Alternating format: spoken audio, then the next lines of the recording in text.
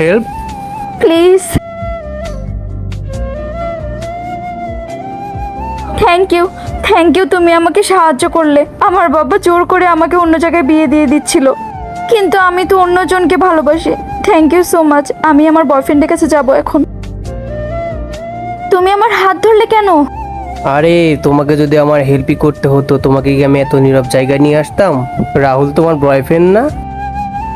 রাহুলকে কিভাবে চেনো তুমি? আরে রাহুল তো আমারই বন্ধু, আর আমরা গ্রুপের বন্ধুরা না সব এমনই। প্রথমে মেয়েদের সাথে প্রেম করি, তারপর মেয়েটাই কিছুদিন ইউজ করি, তারপর ছেড়ে দিই। আরে বোকা মেয়ে, রাহুল তোমাকে ঠকিয়েছে, ও আর তোমাকে নিতে আসবে না। রাহুল এরকম কত মেয়ের সাথে করেছে, এত ভেবো না তো। চলো তুমি আমার সাথে চলো, আমাকে সময় দাও। রাহুলকে তো অনেক সময় দিয়েছো, এখন আমাকে একটু সময় দাও জানেমান।